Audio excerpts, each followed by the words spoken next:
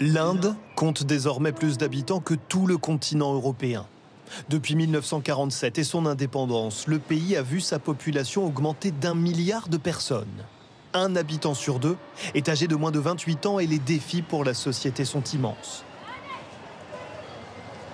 Les gens vivent dans des conditions de surpopulation, avec très peu d'espace et aucune infrastructure. Il y a un manque d'accès flagrant à l'éducation et à la santé.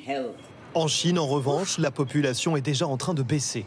Explication, la politique de l'enfant unique, bien sûr, en vigueur jusqu'en 2016, mais aussi la hausse continue du coût de la vie, avec aujourd'hui un impact sérieux sur les naissances. Pour nous les jeunes, élever un enfant comporte beaucoup de stress. Le taux de croissance démographique du pays va continuer à baisser. Alors quels seront les nouveaux équilibres mondiaux en matière de population? Voici les pays les plus peuplés aujourd'hui. L'Inde, désormais en tête. En deuxième position, la Chine, puis les États-Unis, l'Indonésie, le Pakistan et le Nigeria.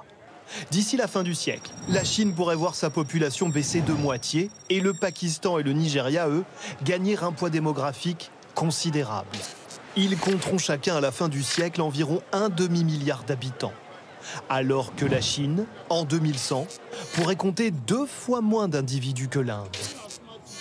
Dans ce scénario, élaboré par les Nations Unies, il reste une inconnue, et non des moindres, l'impact du réchauffement climatique. Et l'Inde qui va donc peser de plus en plus en termes de population, mais aussi en termes d'influence. Le pays est par exemple la plus grosse usine à ingénieurs du monde, un secteur devenu un moteur social dans certaines régions. Marion Lawamène et Anida Saifi sur place. Microsoft, Google, Twitter, Adobe ou encore IBM, ces ingénieurs devenus PDG de la Silicon Valley ont tous un point commun, ils sont indiens. Ce n'est pas une coïncidence, l'Inde est la plus grande fabrique d'ingénieurs au monde. 350 000 sont formés chaque année, c'est plus que les États-Unis et l'Europe réunis. Certains de ces parcours ressemblent à des contes de fées. Padvatoli, au nord de l'Inde, est surnommé le village des ingénieurs. Chaque maison en abrite au moins un, c'est une obsession. Pourtant, dans ce village de tisserands, on ne gagne que 2,50 € par jour. Les ordinateurs sont rares et les familles trop pauvres pour payer des études. Alors les premiers ingénieurs de la communauté ont trouvé une solution. On s'est dit, on va leur donner des cours. Nous voulions que les enfants puissent intégrer les instituts indiens de technologie, les meilleures écoles, comme nous. Et les taux de réussite sont meilleurs que dans les établissements privés. Pour Suraj, 18 ans, devenir ingénieur, c'est le seul moyen d'échapper à sa destinée de tisserand. Dans notre village, les gens sont très pauvres, personne n'est riche ici. Le seul travail qu'il y a, c'est tisser des vêtements, et ça ne nous permet pas de répondre à nos besoins. Alors pour nous, la première priorité est la sécurité de l'emploi et un bon salaire également. C'est aussi la volonté de ses parents. Je veux qu'il étudie, pour qu'il n'ait pas à travailler comme moi. Au moins, il pourra faire quelque chose qui a du sens. Les problèmes financiers auxquels nous sommes confrontés en ce moment, on les surmontera à l'avenir. En Inde, ingénieur, ce n'est pas qu'un métier bien payé, c'est un ascenseur social. C'est aussi une voie d'émancipation pour les filles.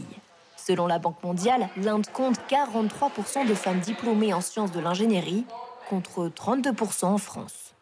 Ça change beaucoup de choses. Si vous devenez ingénieur, soudain la société vous respecte. Un phénomène calculé. En effet, le pays a beaucoup misé sur ces formations. Il possède le plus grand nombre d'écoles d'ingénieurs au monde. Des quartiers entiers dédiés aux centres de cours particuliers. Les visages des nouveaux admis font la une des journaux. Et la tendance n'est pas prête de s'inverser. Après l'appel de la Silicon Valley, la nouvelle génération s'intéresse à la conquête du marché indien, la deuxième population mondiale.